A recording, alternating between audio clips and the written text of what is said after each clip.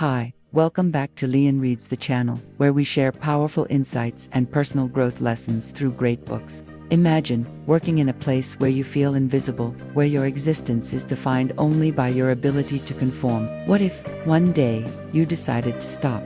To simply say, "I would prefer not to." In Herman Melville's Bartleby, the Scrivener, this simple phrase becomes the key to understanding a man's tragic descent into isolation. Set in the heart of a bustling law office on Wall Street, this story takes us on a journey through the complexities of mental health, societal pressure, and the human spirit. Join me as we dive into this haunting narrative and uncover the deeper meanings that make Bartleby, the Scrivener, a timeless masterpiece. If you enjoy what you hear and interested to buy the book, we've included a link to the book in the description below. Now, let's get started. Bartleby, the Scrivener, is a short story that explores isolation and forced compliance in the modern office world. With a flowery and sometimes humorous writing style, the story follows Bartleby, an office worker who suffers from a mental disorder and experiences extreme isolation. While not much is revealed about the main character, we can still feel his unfortunate situation through the narration of his unnamed colleague. The narrator, who is also Bartleby's employer, Herman Melville, is a renowned American writer, best known for his novel Moby Dick, 1851. Born in 1819 in New York City, he first went to sea in 1839. His two debut books, Typee and Omu, were based on his adventures in the South Pacific and were highly successful. On the other hand, Moby Dick was not warmly received upon its release, only gaining recognition after Melville's death in 1891. The 19th-century American writing style, with its archaic language, can make these works complex and difficult for modern readers to approach. Some titles even contain words that are no longer in common use, such as the word scrivener in the title of this story. A scrivener was someone who wrote or copied legal documents before the invention of photocopiers or typewriters. The 19th-century prose style often combines profound and complex meanings, which certainly applies to Melville's short story Bartleby, the Scrivener. This classic has been interpreted in many ways by critics. In this brief version, we summarize the plot in simple language, with selected excerpts from the work. We will also share our personal views on some of the most popular interpretations we believe best fit today, as age, addressing themes like social isolation, obedience, and Bartleby's mental health. Since the story is relatively short, it's easy to grasp the majority of the main plot points. However, this analysis will not cover all the interpretations presented over the years. But that's okay, because both Melville's work and this condensed version aim to encourage reflection and invite you to form your own understanding of the story. The character Bartleby, and his famous phrase, "I would prefer not to." We do not know the narrator's name, but we know he is a modest lawyer in his 60s with an office on Wall Street in New York. His work involves drafting legal documents, so he is familiar with and hires many legal copyists. The lawyer finds that scriveners are a very interesting and somewhat strange group, meaning they are a bit eccentric, but among them, one person stands out: Bartleby, the strangest scrivener I have ever seen or heard of. The lawyer has only a little understanding of Bartleby and a vague report, which he will share later. Before encountering the mysterious scrivener, the lawyer introduces us to his other employees, Turkey Nippers and Ginger Nut. Turkey, scrivener, of the same age as the lawyer, is an efficient and valuable worker in the morning. However, in the afternoon, things change. He drinks alcohol during lunch, and his face turns as red as a coal stove at Christmas. His suit is greasy and smells like food. Worst of all, his work is severely affected, but the lawyer overlooks Turkey's faults, partly because Nippers handles the afternoon work well. Nippers is a 25-year-old scrivener who dresses like a gentleman and does not drink. However, chronic indigestion makes him irritable and inefficient in the morning. His attitude completely changes after lunch, just as Turkey's performance declines. They help each other perfectly, like two guardian deities who take turns. When Nippers is alert, Turkey is tired, and vice versa. Throughout the day, Turkey and Nippers are served snacks by Ginger Nut, the most notable being a small, flat, round, and extremely spicy cake that he had named after himself. Ginger Nut is only 12 years old. His father sent him to work for the lawyer, so he could learn the law and seek another job beyond his father's cart-pushing business. The lawyer's business is thriving. He needs to hire another scrivener, so he posts a job advertisement. He says, In response to my ad, one morning, a young man silently stood in front of my office door, which was open because it was summer. I can still vividly recall his appearance, slender, pale, pitiful, and desperate to the point of no return. That was Bartleby. The lawyer is impressed with Bartleby's skill and his calm demeanor. He hires Bartleby immediately. He is so enthusiastic that he arranges for Bartleby to have a private desk in his own office, behind a folding screen and next to a window that looks out at a brick wall. At first, Bartleby works extremely efficiently, as if he is eager to work. But one day, when the lawyer asks Bartleby to check a document, a tedious but essential task in the job of a scrivener, Bartleby replies, "I would prefer not to." The lawyer is shocked and overwhelmed. He knows he should reprimand or even fire Bartleby, but he cannot bring himself to do so. He is fascinated by his new scrivener. Moreover, since he is busy, he asks Nippers to check the document instead. A few days later, he asks all 4 of his employees to certify 4 copies of the same document. Turkey, Nippers, and Gingernut all come when the boss calls, but Bartleby does not. He remains seated at his desk, repeating the phrase, "I would prefer not to." Wondering if Bartleby has lost his mind, the lawyer asks the other 3 employees for their opinions. Since it is still early, Turkey responds gently that the boss is right, while Nippers, irritated, wants to kick Bartleby out of the office. Gingernut says, he's a bit crazy. The lawyer might agree with them, but he is too busy to do anything. The strange behavior and nicknames of the characters give the story a fable-like or fairy tale quality. The humorous contrast between Turkey and Nippers enhances the fairy tale aspect of the narrative. The perfect symmetry between these 2 characters, morning versus afternoon, old versus young, drunk versus sober, messy versus nitties, so exaggerated that it feels unrealistic. As a fable, the work can be interpreted at many different levels, which critics and readers have done since its publication. When first introduced, Bartleby is described as so despairing that he is beyond hope, as if he is ill. What could his symptoms be? The word despair sounds like it points to a mental health issue. Other terms used to describe Bartleby, pale, pitiful, and silent, also suggests a mental health disorder. Later, Gingernut describes Bartleby as crazy. Despite Bartleby's despairing appearance, the lawyer arranges for him to have a desk in the corner of the room, behind a screen, facing a brick wall. This is almost like locking Bartleby in a prison, which reflects how Melville and many others view the modern office world emerging in places like Wall Street. The unnatural combination of isolation and compliance can lead to a sense of alienation, and ultimately, the breakdown of the human spirit. This is especially true for people who are vulnerable to mental health issues, as is the case with Bartleby. Bartleby resists compliance with the repeated phrase, "I would prefer not to." Unfortunately, this only further isolates him, and perhaps worsens his mental health condition. The lawyer continues to feel confused, torn between anger and sympathy for Bartleby. This strange scrivener refuses to do anything except his writing work. He won't go to the post office. He won't even go to another room to call Nippers. At least he still works efficiently, except for the long stretches when he simply stares at the wall. The lawyer also notices that Bartleby seems never to leave the office. He is the eternal watchman in the corner of the room. One Sunday, while casually passing by his office on his way to church, the lawyer finds the door locked, and Bartleby is inside. The scrivener tells his employer that he does unwish to speak with him, and suggests that the lawyer walk around the block 2 or 3 times. "By the time you return, I will probably have finished my work." Unable to resist the bizarre command, the lawyer follows Bartleby's suggestion and sneaks out of his house. Upon his return, Bartleby has disappeared, but signs of his presence remain. There is an imprint of a figure slouched in a chair, a blanket rolled up under the desk, a piece of soap, and a tattered towel on the chair. The lawyer realizes that Bartleby had been living in the office, and he feels a deep sympathy. Here, the lack of friends and the abysmal loneliness are exposed. What I saw that morning convinced me that this scrivener was a victim of an incurable, congenital disorder. I can help his body, but it is not his body that suffers.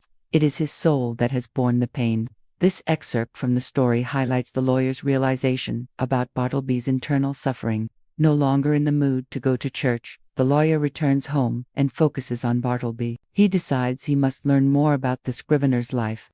He plans to talk to him the next day, and if things don't go well, he will offer to pay Bartleby to leave. the conversation does not go smoothly. When asked to share anything about himself, Bartleby naturally replies, "I would prefer not to." When asked to cooperate a little, he says, "At this moment, I would prefer not to cooperate." By the end of the day, the lawyer realizes he is also starting to use Bartleby's favorite phrase. Later, he hears Turkey use the same phrase, and he worries that Bartleby has seriously affected the spirits of everyone. When Bartleby declares that he will no longer write, the lawyer assumes it's due to his deteriorating eyesight. But when he realizes that Bartleby's eyes are fine, he almost loses his composure. He gives Bartleby 6 days to leave the office. However, after the 6th day, the Scrivener is still there. In the middle part of the story, we see more evidence of Bartleby's mental health issues. One key symptom is his habit of staring at the wall for extended periods. This could be a sign of mental illness, or it might symbolize the boredom and compliance inherent in office life, which can lead to a psychological crisis. After discovering that Bartleby is living in the office, the lawyer concludes that the Scrivener has mental health problems. He believes Bartleby is a victim of an incurable, congenital disorder, echoing his earlier description of Bartleby as so despairing that he is beyond hope. He also thinks that Bartleby's soul is suffering from pain, once again alluding to his mental health issues. When the lawyer hears himself in Turkey using Bartleby's catchphrase, he even fears that Bartleby's condition could be contagious. As modern readers, we can sympathize with Bartleby's situation. We can recognize the signs of something like depression, where someone needs therapy, care, and peace. The lawyer feels sympathy but doesn't know what to do, often allowing his anger to take over. Such confusion regarding mental health issues was typical at the time the work was written, 1852.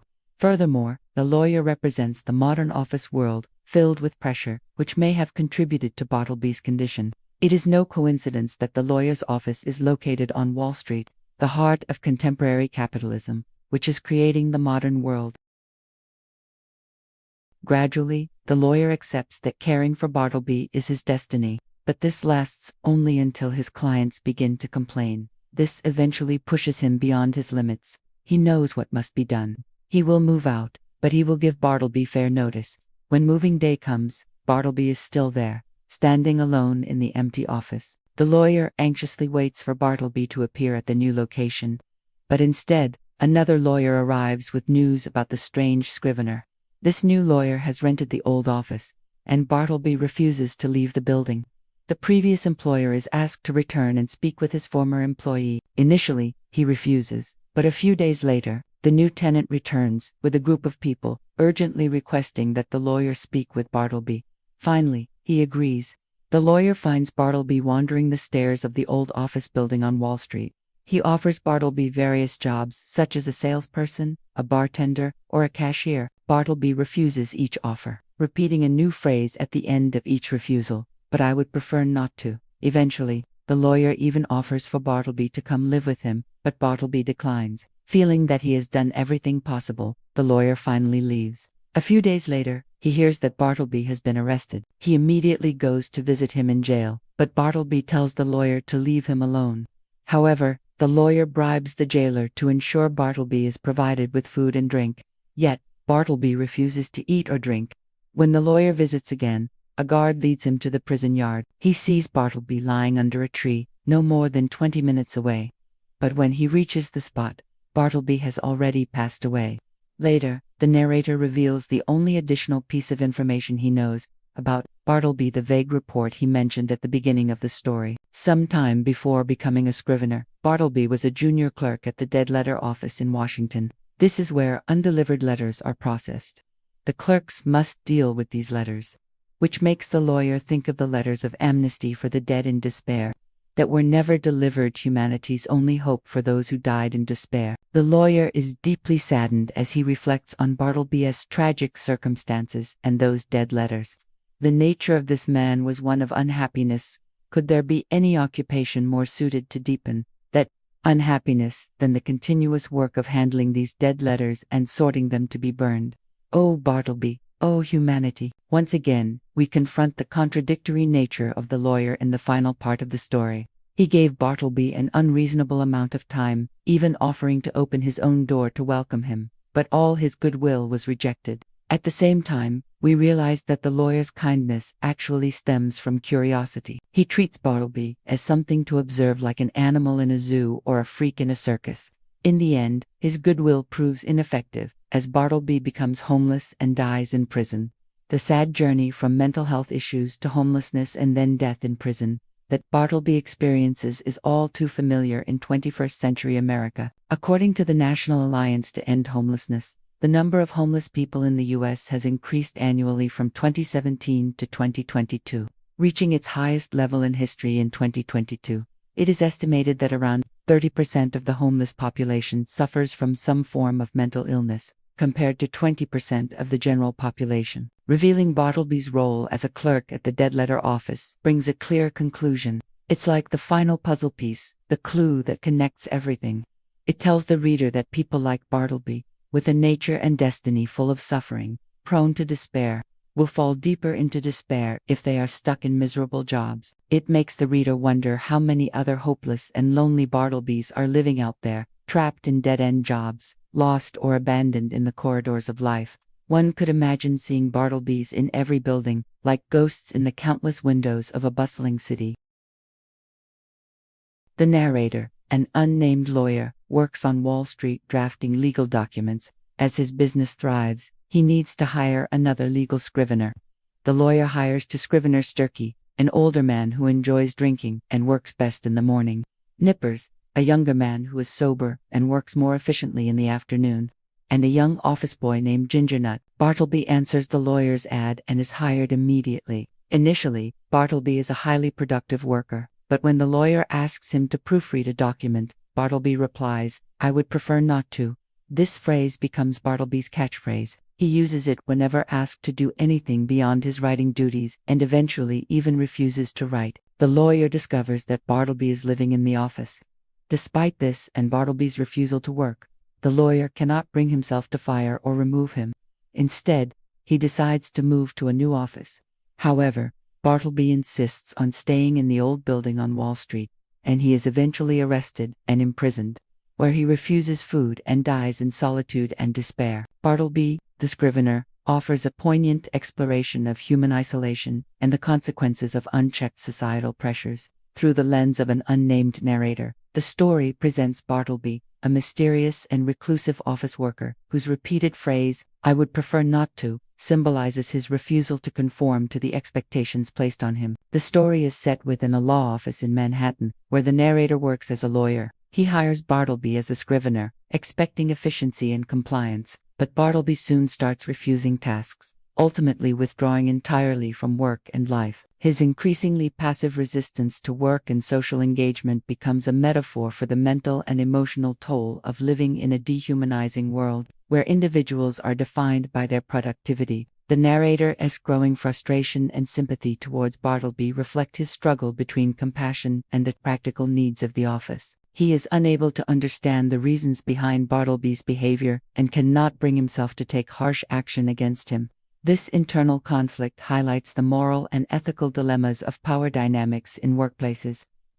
The story's tragic ending, where Bartleby dies in a prison, underscores the brutal consequences of neglecting mental health and human connection. His past as a clerk at the dead letter office symbolizes the futility of communication in a world that increasingly devalues human life. The novel forces readers to question how society treats those who do not fit in, especially in modern, bureaucratic settings. In sum, Melville's work is a meditation on alienation, the fragility of the human spirit, and the damaging effects of societal systems that prioritize productivity over individuality.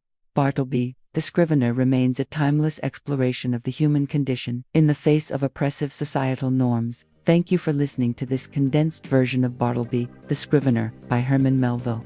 This summary was produced by Lean Reads. To support the author and learn more about the book, you can purchase a physical copy by clicking the link in description below. Thank you so much. Enjoy your reading.